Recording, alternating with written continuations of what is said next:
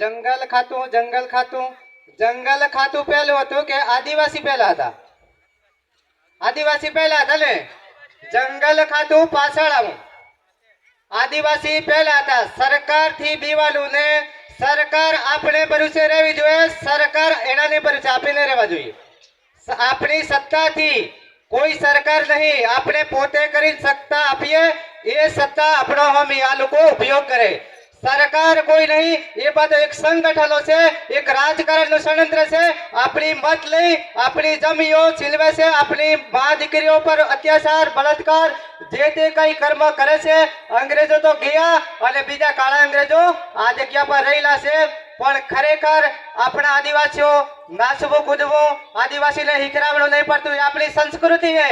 આજે ઘણા વર્ષો ડીજીઓ વાજી તેમ છતાં પોતપોતાની રીત પ્રમાણે આદિવાસીએ નૃત્ય એમના જે ગીત પ્રમાણે કર્યા. કેમ કે બીજા લોકોને હિખરાવડા પડે. એટલે સરકારને ભરોસે આપણે રહેવાનું. સરકાર આપણે ભરોસે રહેવી જોઈએ. કેમ કે દરેક ગામોમાં ગ્રામ સભાઓ કરો. આજે એ લોકોનું સંગઠન એટલા માટે આપણે એફઆરઆઈ લઈ લેતા, આપણી વાતો નથી સાંભળતા અને સરકારની જમીન નથી એવું કેમ આવે છે. ના લોકસભા ના વિધાનસભા, સર્વોપરી ગ્રામ સભા છે. સુપ્રીમ કોર્ટ જજમેન્ટ આપે છે. તો કેવી રીતે જંગલ ખાતાની જમીન છે? રેવન્યુ રાજસ્વ કોનું છે? આપણું છે. આપણા ટેક્સ થી એ લોકો પગાર લે છે. એનાથી ગભરાવાની જરૂર નથી. એ નોકર ચાકર છે. આપણા ટેક્સ માંથી એ લોકોને પગાર આપે છે. એટલા માટે હારી સ્કૂલો, હારી કોલેજો, હારો દવાખાનાઓ આપણે માંગવાની છે. આપણે ભીખ નથી માંગતા. આપણા અધિકાર માટે લડત લડવાની છે. મરવું પડે તો તૈયાર પણ થઈ જાઓ, પણ ડરવાની વાત ન કરતા. ઓરિજિનલ આદિવાસી એ જ મરવા માટે તૈયાર થશે.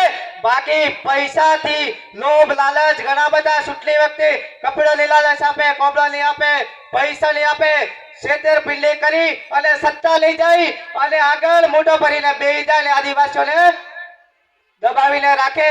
મારા ભાઈઓ એકે એક હાથમાં હથિયાર પણ રાખજો અને જરૂર પડે તો લડજો. આજે મહાપુરુષો આપણા માટે લડ્યા. આપણા આદિવાસીઓને જોઈને, આપણી દુઃખ અને પરિસ્થિતિઓ જોઈને એ લોકો લડ્યા છે. આજે એક જ તિલકાબાજી નહીં, એક બિરસા મુંડા નહીં, હજારો આદિવાસી છે. અંબાજીથી લઈ ઉમરગામ સુધી આખો પટ્ટો આપણા આદિવાસીઓનો છે. એક તીર એક કમાન થાઓ, બોલવાથી કામ નહીં ચલેગા. એક થાઓ.